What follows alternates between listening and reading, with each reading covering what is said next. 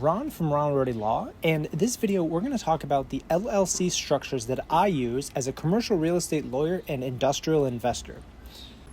So if you're new to this channel, a little bit of background: I've been investing for over 15 years in real estate. Over the last 5, I've heavily concentrated and pivoted to industrial real estate. I own 6 properties in DFW.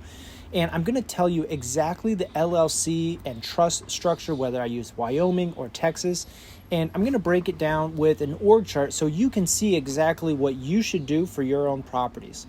So as a first bit of background, I do want to explain a little bit of what I consider as a spectrum. On the one extreme, you have single member. Maybe this is a husband and wife, but this is the simplest and easiest structure to just own an asset 100% by a single taxpayer or husband and wife. On the other extreme is something we would call like syndication. And that's the other extreme where you may have 50, you may have 100 different investors all contributing a tiny slice of equity, 35,000, 50,000, and you have a lot of different investors to deal with. What is in the middle, and this is the structure that I love, which is partners equity. And that involves a small number of individuals all being active members of the LLC. So we're talking 4, maybe 5 investors all contributing equally to a property, and they all actively manage the property in a single LLC. So what this structure looks like is you have a LLC that owns 100% of the property at the lowest level. That's the borrower entity. That's what's going to take on the debt. That's what's going to sign the leases.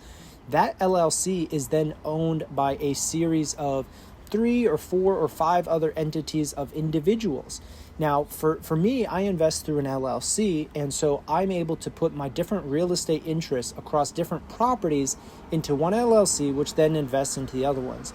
I am still shielded from my personal assets because I have 2 layers of boundary between an accident or a slip and fall, something that happens at the property level. You sue that LLC, you can't get to me. But then I have an additional LLC layer if something were to happen between the partners or something. Nobody's still suing me personally with that LLC.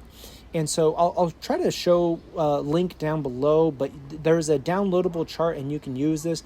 I think that this is the best way to invest in a little bit bigger properties. You get to diversify some of the risk, but maybe more importantly, you get to diversify the work. And it's even for triple net properties, it is still a little bit of work. And I'll tell you, just today I got AC was out, and the landlord has a landlord obligation for replacement of the HVAC on one of our properties.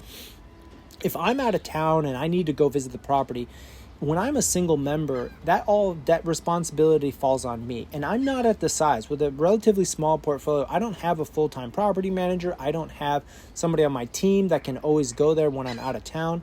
And so if I had a partner, if I had a 50-50 partner on a deal who also put in, some money to buy this industrial property, I can ask him to say, hey, this is your property as well. You're an active member. We got this email. Can you go check on it? Can you go do this? Can you handle it? And they're motivated because it's their money at risk, and I don't need to pay a property manager. I don't need to pay 6% every month to a third party. And I really think it's the best solution. So consider this, that as a lawyer for practicing for almost 20 years, investing for 15, I don't use Wyoming, right? I kind of made that choice to forego my anonymity. And I don't use Wyoming LLCs mainly because I talk about it so much here on YouTube. But if anonymity is important, I would make my investment LLC the Wyoming LLC. But I'm always going to have a Texas LLC as the borrower, and those membership interests would be held by a Wyoming LLC. But I don't mess with trusts. I don't go into some type of exotic structure. I think that this investment structure is scalable. You can go up to $100 million. That's not a problem. But the main thing is simplicity when you're dealing with your CPA and doing those tax returns. It is incredibly complicated to just get K1s out of your CPA already.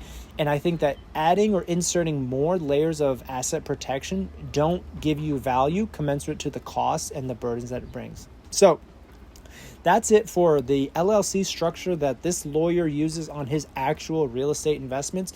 Smash that like button if you're still watching, and subscribe if you like the content.